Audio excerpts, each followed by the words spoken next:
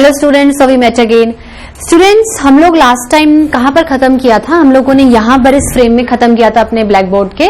हम लोगों ने क्या पढ़ा था? हम लोग लाइफ प्रोसेसेस पढ़ रहे थे, उसमें nutrition we have completed and what we have started in the previous class. हम लोगों ने रेस्पिरेशन स्टार्ट किया था। क्या किया था स्टूडेंट्स? रेस्पिरेशन। ठीक है, रेस्पिरेशन में मोटा मोटा भी समझ लिया था। उसके टाइप्स के बारे में हम लोग क्या कर रहे थे? डिस्कस कर रहे थे। मैंने आपको बोला था रेस्पिरेशन का मतलब होता है एक्सचेंज ऑफ गैसेस, और वो एक्सचेंज ऑफ गैसेस जिनमें गैसेस का इन्वॉल्वमेंट इंटरनली सेल्स के साथ हो जाए और उनमें से कोई गैस सेल के अंदर जाके जो फूड उसने न्यूट्रिशन से गेन किया है एब्जॉर्ब करके उसमें से एनर्जी को क्या करे? डिराइव करे, एसिमिलेट करे। ठीक है, तो वो सारा कुछ बता दिया था। रेस्पिरेशन के क्या है? 2 टाइप्स हो गए थे। एक तो एक्सटर्नल रेस्पिरेशन, एक क्या था?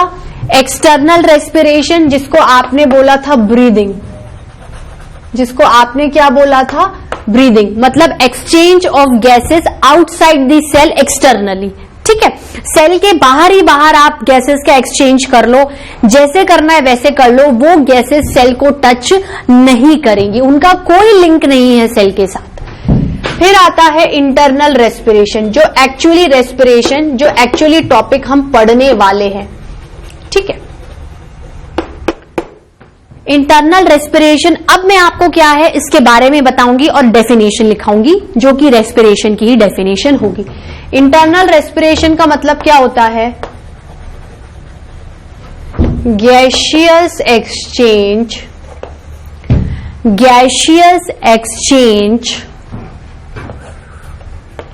occurs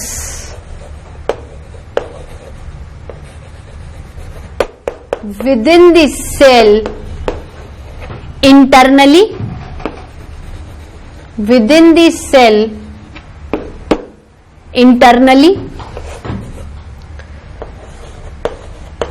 इसमें जो वन ऑफ द गैस होगी वो होगी ऑक्सीजन। अब इन गैसेस का किससे लिंक है? सेल से। तो कैसे सेल इन गैसेस को यूज कर रही है? Oxygen is used by cell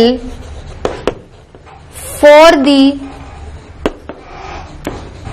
oxidation, ठीक है, means breaking down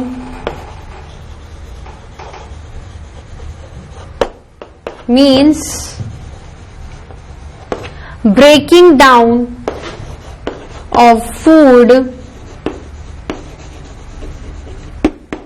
within the cell.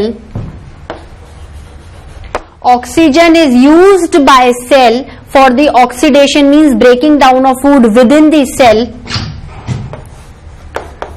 results in release of energy and CO2। एक गैस को ले लिया, दूसरी गैस को छोड़ दिया। CO2 then released by cell outside the body। ये CO2 सेल तो रिलीज करता है, लेकिन ये बॉडी के आउटसाइड भी चला जाता है, आउटसाइड दी बॉडी। और ये CO2 कौन यूज करेगा? ये CO2 एटमॉस्फेयर में जाके फिर से प्लांट्स यूज कर लेंगे फोटोसिंथेसिस के लिए। बात समझ में आई? तो ये क्या था आपका रेस्पिरेशन। इसमें भी गैसेस का एक्सचेंज हो रहा है। इसकी डेफिनेशन मैंने आपको लास्ट टाइम लिखा ली थी। इसमें भी गैसेस का एक्सचेंज हो रहा है। इसमें सिर्फ ब्रीदिंग में गैसेस का एक्सचेंज ही हो रहा है, उनका सेल से कोई कांटेक्ट नहीं होता।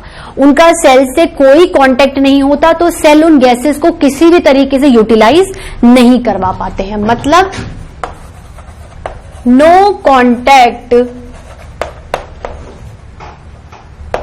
with the cells, so cells here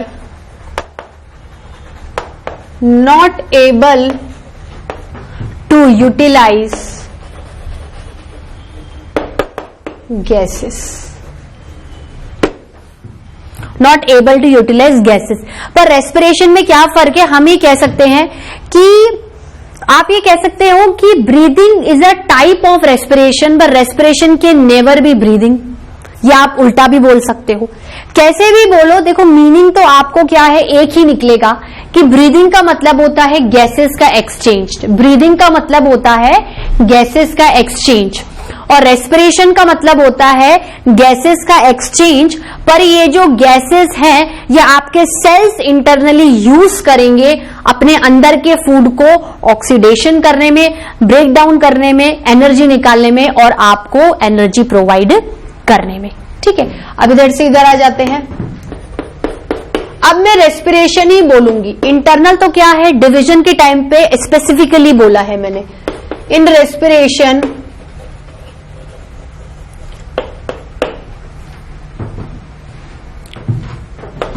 energy released is utilized to carry out।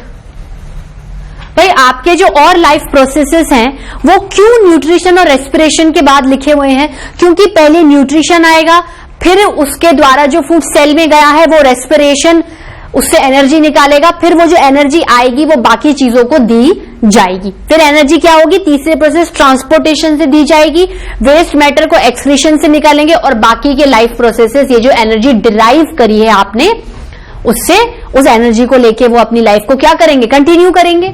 तो in respiration energy is release is utilize to carry out other life processes, other life processes, other life processes. ठीक है, अगर इसको अपन एक diagrammatically form में देखें तो कैसे देखेंगे,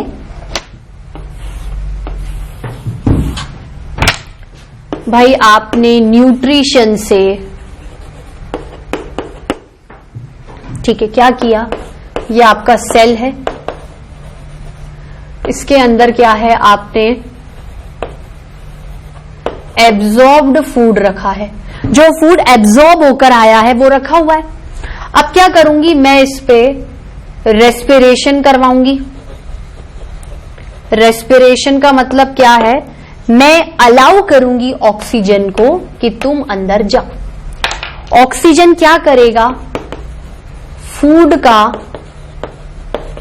ऑक्सीडेशन करेगा, मतलब break down of food in the presence of oxygen. Oxidation करेगा मतलब ब्रेक डाउन करेगा।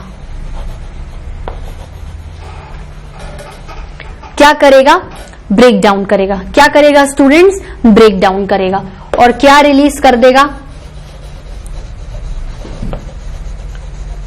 Energy and CO2 gas, energy and CO2 gas. ठीक है स्टूडेंट्स, इसको नोट डाउन करिए। स्टूडेंट्स इसको नोट डाउन किया। स्टूडेंट आप लोग एक बात सोच रहे होंगे, अगर आपने रेस्पिरेशन कभी पढ़ा होगा तो आप ये बोल रहे होंगे कि मैम CO2 के साथ वाटर भी बाई प्रोडक्ट निकलता है। स्टूडेंट डेफिनेटली निकलता है, लेकिन अपन ने अभी रेस्पिरेशन को कंप्लीट नहीं किया है। अपन क्या कर रहे हैं, मेजर उसका रिलेशन गैसियस एक्सचेंज से पढ़ रहे हैं, तो हम बेफालतू का H2O क्या कर रहे हैं, इन्वॉल्व नहीं कर रहे हैं। हम लोग सिर्फ अभी बात गैसियस एक्सचेंज से कर रहे हैं। अभी जब मैं आपको रिएक्शन बताऊंगी उसमें पानी भी एज अ बाय प्रोडक्ट निकलता है, वाटर भी एज अ बाय प्रोडक्ट निकलता है। ठीक है, अब जो एनर्जी रिलीज होती है वो एनर्जी किस फॉर्म में आप लेते हो, क्या आप सारी एनर्जी ले लेते हो, नहीं। जो भी आप एनर्जी लेते हो उसका कुछ अमाउंट आप स्टोर भी करके रखते हो। ठीक है, जैसे मान लो किसी दिन आपने फास्ट किया, व्रत रखा, ये थोड़ी क्या मर जाओगे या बिल्कुल बेहोश हो जाते हो, आप में फिर भी एनर्जी रहती है। तो जो एनर्जी आप डिराइव करते हो रेस्पिरेशन से उसको आप स्टोर करके भी रखते हो। और एनर्जी का स्टोर्ड फॉर्म बॉडी में कहाँ रहता है, किस फॉर्म में आप इस एनर्जी को स्टोर करके रखते हो स्टूडेंट्स, आप इसको ATP, adenosine triphosphate, ATP molecules के फॉर्म में आप अपनी बॉडी में रेस्पिरेशन से जो एनर्जी आप खींचते हो फूड से, क्या करते हो, उसको ATP के फॉर्म में क्या करते हो, स्टोर करके रखते हो। दैट मीन्स आपने क्या है, फूड किसकी फॉर्म में लिया था, आपने फूड, मान लो जैसे फोटोसिंथेसिस ने आपको फूड प्रोवाइड किया ग्लूकोज की फॉर्म में, भाई फोटोसिंथेसिस में फूड क्या बनता है, ग्लूकोज, वही आप खाते हो और उसी से ही आप क्या करते हो, एनर्जी डिराइव करते हो। ठीक है, ऐसा नहीं है आप बोलो कि क्या मैं सिर्फ कार्बोहाइड्रेट को पचा पाती हूं, नहीं, मैं फैट्स और प्रोटीन्स को भी डाइजेस्ट कर लेती हूँ। जैसे प्रोटीन बहुत सारे अमीनो एसिड्स से मिलके बनते हैं, तो मैं अमीनो एसिड्स के बॉन्ड को क्या करती हूँ, तोड़ती हूँ। भाई डाइजेशन के टाइम पे जो आप प्रोटीन्स खाते हो वो आपके जो एंजाइम्स हैं तोड़ के छोटे छोटे अमीनो एसिड्स में कन्वर्ट कर देते हैं। ये छोटे छोटे अमीनो एसिड्स फिर से सेल में चले जाते हैं और उन अमीनो एसिड से आपको क्या है, एनर्जी डिराइव करने को मिलती है। ठीक है, ले दे के बात कहें तो अभी तो आपने बहुत ही लो लेवल का पढ़ा हुआ है, आगे चल के क्या होता है, ये अमीनो एसिड सेल में मिलकर वापस से एक प्रोटीन का मॉलिक्यूल क्या कर लेते हैं, बना लेते हैं। क्योंकि आपकी बॉडी में सारी एनर्जी थोड़ी टूट के रिलीज हो रही है, पूरा फूड टूट के थोड़ी रिलीज हो रहा है या पूरा फूड टूट के रिलीज भी हो रहा है, तो एनर्जी काफी हद तक क्या है, हमारे पास एज अ स्टॉक में स्टोर रहती है। ठीक है, तो अगर हम बात करें कि सेल के अंदर फूड आया है C6H12O6, ये क्या है, आपका फूड है। आपको इसको O2 जिसको अपन 6 ले ले, अपन को क्या है, वैलेंसी बराबर करनी है ना। ठीक है, क्या करवा रही हूं मैं, ऑक्सीडेशन करवा रही हूं। मैं इस फूड को किसकी प्रेजेंस में तोड़ रही हूं, ऑक्सीजन, जो कि मैंने रेस्पिरेशन के थ्रू इनटेक करी है एटमॉस्फेयर से, एटमॉस्फेयर से करी है ना। और ये एटमॉस्फेयर में किसके थ्रू आई, फोटोसिंथेसिस के थ्रू। ठीक है, अब क्या हुआ, क्या बनेगा स्टूडेंट्स, मेरे को बताओ, एनर्जी रिलीज्ड और ये आपके बाई प्रोडक्ट्स बनेंगे, ये आपके बाई प्रोडक्ट बनेंगे। CO2 क्या हो जाएगी, रिलीज हो जाएगी इन एटमॉस्फेयर,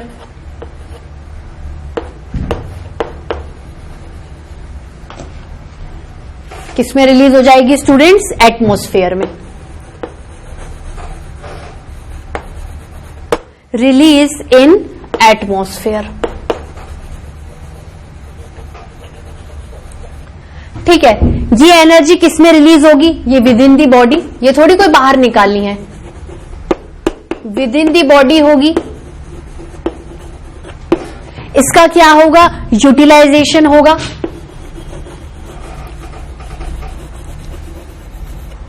इसका यूटिलाइजेशन होगा और एक्स्ट्रा अमाउंट स्टोर हो जाएगा, extra amount get stored in the form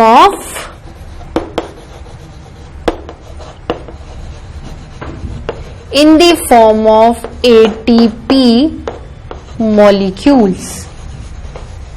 भाई आपकी एनर्जी किसी ठोस चीज को लेके स्टोर होगी ना, अगर वो भाई गैस की फॉर्म में थोड़ी कोई स्टोर होगी। गैस तो ये है कि आज आप हायर कंसंट्रेशन पे तो हो सकता है गैस बाहर निकल जाए, तो ठोस मॉलिक्यूल्स की फॉर्म में उसको क्या करना पड़ेगा, आपको स्टोर करके रखना पड़ेगा।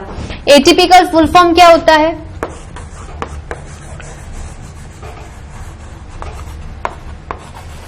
Adenosine triphosphate. ये चीज क्या है, आपके इतने डीप में नहीं है, लेकिन आपको क्या है 10th क्लास से इन चीजों की हिंट लेनी बहुत जरूरी है।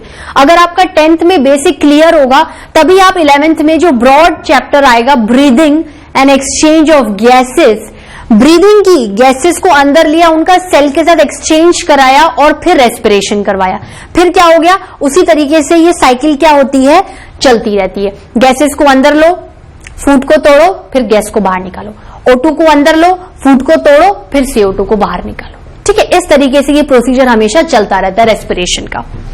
ये हुआ।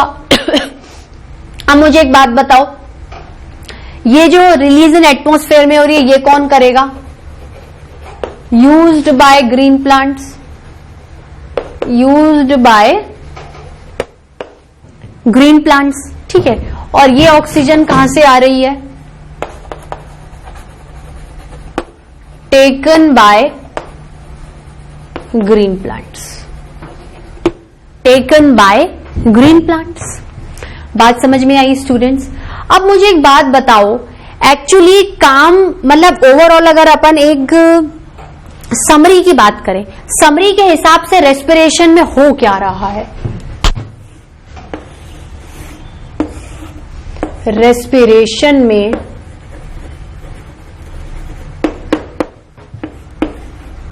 ये सेल है, सेल में फूड है, ठीक है। आप एटमॉस्फेयर से ऑक्सीजन मॉलिक्यूल्स को खींच रहे हो, प्लस O2 से उसका ऑक्सीडेशन करवा रहे हो, और क्या कर रहे हो? You are releasing energy. CO2 आप फिर से एटमॉस्फेयर में छोड़ रहे हो, और बाई प्रोडक्ट क्या है? वाटर भी बनता है। वाटर और चीजों में क्या हो जाता है? यूटिलाइज हो जाता है। वाटर और चीजों में क्या? भाई वाटर तो क्या है, आपकी पूरी बॉडी में कहीं पर भी जाके यूटिलाइज हो सकता है, तो ये क्या करती है? बॉडी इसको क्या करती है? यूज करके चलती है। अब अगर हम बात करें what is the actual difference between respiration and breathing, इनमें फर्क क्या होता है? 2-3 मेन पॉइंट्स के फर्क देखेंगे। क्या फर्क है दोनों में? देखो, रेस्पिरेशन एक बायोकेमिकल प्रोसेस है। बायोकेमिकल मतलब बायोलॉजिकल काम तो वो कर ही रहा है। बायोलॉजिकल काम मतलब रिलेटेड टू लाइफ, वो ऑक्सीजन को अंदर ले रहा है लाइफ को प्रोसीड करने के लिए, और वेस्ट CO2 को बाहर निकाल रहा है जिससे भी उसकी लाइफ प्रोसीड हो। अगर CO2 का कॉन्सेंट्रेशन O2 से ज्यादा हो जाएगा तो आप क्या करोगे? जिंदा नहीं रह पाओगे। और केमिकल का मतलब एक केमिकल रिएक्शन हो रही है, फूड केमिकली बर्न हो रहा है ऑक्सीजन की प्रेजेंस में, और एनर्जी क्या हो रही है? डिराइव हो रही है। आप फूड जो केमिकल है उससे केमिकल एनर्जी क्या कर रहे हो? डिराइव कर रहे हो ना स्टूडेंट्स। उसके बाद ब्रीदिंग क्या है? एक फिजिकल प्रोसेस है, बस फिजिकल एक्टिविटी हुई है, जैसे आप ऊपर नीचे हुए, बहुत ऑक्सीजन और CO2 आ गई है। उस टाइम पे मैंने उस चीज को रेस्पिरेशन नहीं कहा, क्योंकि आपने किसी भी तरीके की उस गैसियस एक्सचेंज की वजह से एनर्जी को डिराइव नहीं किया, ठीक है। तो पहला पॉइंट क्या है?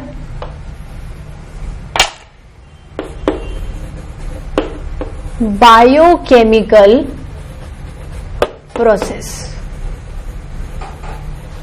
बायोकेमिकल प्रोसेस, ठीक है स्टूडेंट। इसमें फिजिकल प्रोसेस,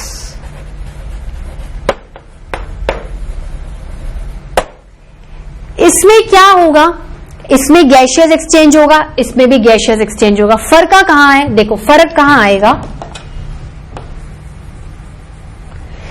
इसमें जो गैसियस एक्सचेंज होता है उसका लिंक आपके सेल से होता है इंटरनली। इसमें गैसियस एक्सचेंज का कोई लिंक नहीं होता सेल से इंटरनली, ठीक है। तो क्या कह सकते हैं? Here gaseous exchange linked with cell internally। इसमें क्या है? इसमें क्या लिखूंगी students?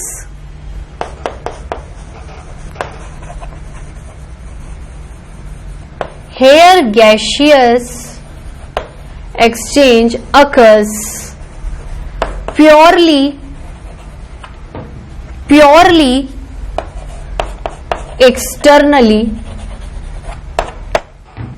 without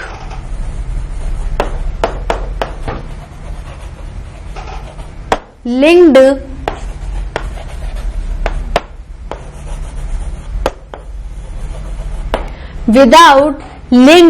with the cell internally। Without linked with the cell internally, ठीक है। अब देखो इसमें फूड का ब्रेकडाउन होता है, इसमें फूड का कोई ब्रेकडाउन नहीं होता। ब्रेकडाउन होगा तो एनर्जी रिलीज होगी, ब्रेकडाउन नहीं होगा तो कोई एनर्जी रिलीज नहीं होगी, ठीक है। हेयर ब्रेकडाउन एंड नहीं, देखो आप क्या करो, एक एक लाइन करके लिखो। किसका ब्रेकडाउन होगा? Here breakdown of food occurs and hence energy releases. उसमें से क्या होगा? एनर्जी बाहर आ जाएगी।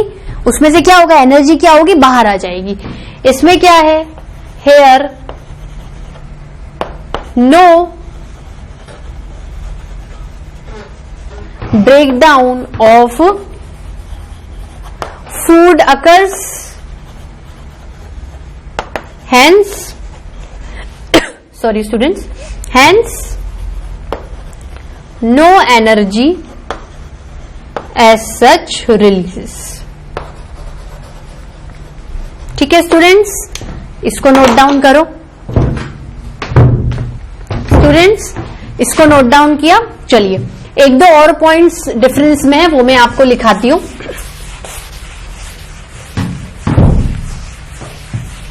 ठीक है, और क्या क्या डिफरेंसेस देख सकते हो आप? रेस्पिरेशन में आपकी होल बॉडी इन्वॉल्व हो जाती है। होल बॉडी का मतलब क्या है? सांस ले रहे हो, छोड़ रहे हो, और अंदर भी काम हो रहा है। That means whole body involvement का मतलब ये होता है कि देखो, रेस्पिरेशन करवाना है तो गैसियस एक्सचेंज को करना ही पड़ेगा, उसके बाद ही वो गैसेस सेल से इंटरनली अटैच होंगी। मतलब रेस्पिरेशन का प्रोसेस सेल के बाहर एक्स्ट्रा सेलुलर भी चल रहा है और सेल के अंदर इंट्रा सेलुलर भी चल रहा है। लेकिन ब्रीदिंग में क्या है? सिर्फ और सिर्फ एक्स्ट्रा सेलुलर। वो जो गैसियस एक्सचेंज हो रहा है ब्रीदिंग में, वो सिर्फ सेल के बाहर बाहर हो रहा है, सेल के अंदर से उसको कोई मतलब नहीं है।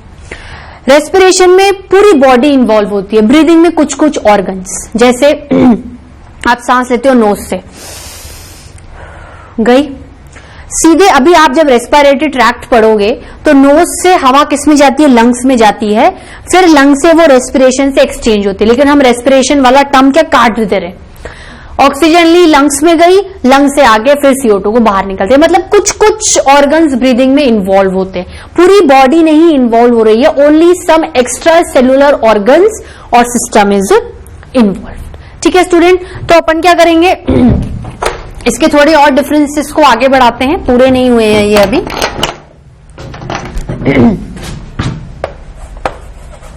रेस्पिरेशन एंड ब्रीदिंग,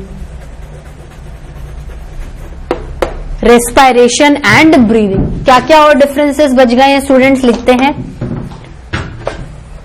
इसमें क्या होगा, इसको अपन व्हाइट से लिख लेते हैं because the yellow is heading. ठीक है, क्या लिखूंगी स्टूडेंट्स में? Procedure is both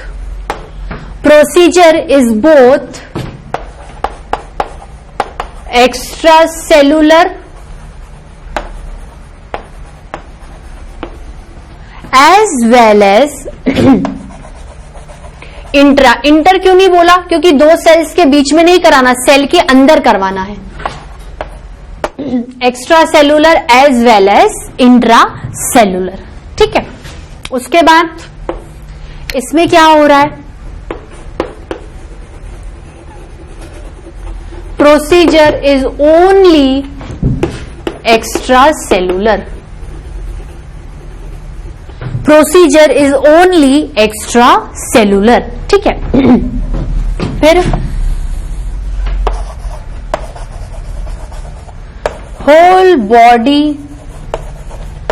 is involve, sorry, whole body is involve. इसमें क्या होगा? Only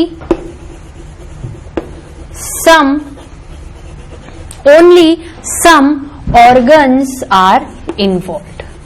Only some organs are involved. ये क्या हुआ स्टूडेंट्स? आपके रेस्पिरेशन का इंट्रोडक्शन कवर अप हो गया है। ठीक है, अपन ने दोनों के खासकर डिफरेंसेस भी पढ़ लिए। तो एक इसका लिंक बनाऊं तो कैसे करूंगी, जैसे पहले आपका फोटोसिंथेसिस हुआ, ठीक है, इसमें यू आर यूटिलाइजिंग CO2, इसमें you are utilizing CO2, H2O, sunlight, chlorophyll, ठीक है। फिर क्या है, food formed, C6H12O6, manufacturing of food photosynthesis ने कर दिया है। क्या रिलीज किया,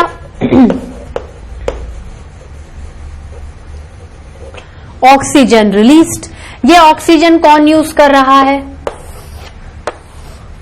रेस्पिरेशन, और रेस्पिरेशन के साथ साथ ब्रीदिंग में भी तो यूज होगी, क्योंकि रेस्पिरेशन का मतलब क्या होता है, half breathing and half utilisation of food. मतलब रेस्पिरेशन का मतलब है कि halfly you are exchanging the gases, you are fulfilling the criteria of breathing and along with you are deriving or utilising the energy of food, जो कि cell के अंदर nutrition से आप लेते हो। मतलब ब्रीदिंग में सिर्फ एक काम हो रहा है, रेस्पिरेशन में ब्रीदिंग का भी काम हो रहा है और एक एक्स्ट्रा काम भी हो रहा है, ठीक है। इसमें क्या होगा, oxygen is used, C6H12O6 breakdown, ठीक है।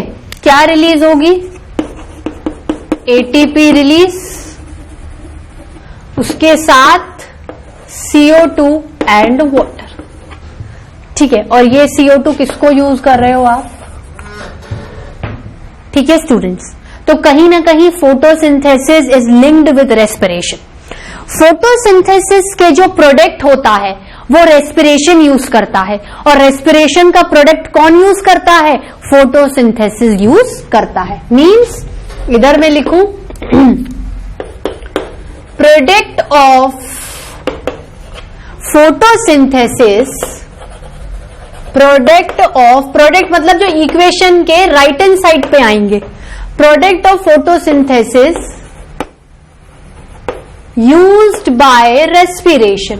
एक प्रोसीजर का सामान दूसरा प्रोसीजर यूज कर रहा है, एक प्रोसीजर का प्रोड्यूस्ड सब्सटेंस दूसरा प्रोसीजर यूज कर रहा है, और प्रोडक्ट ऑफ रेस्पिरेशन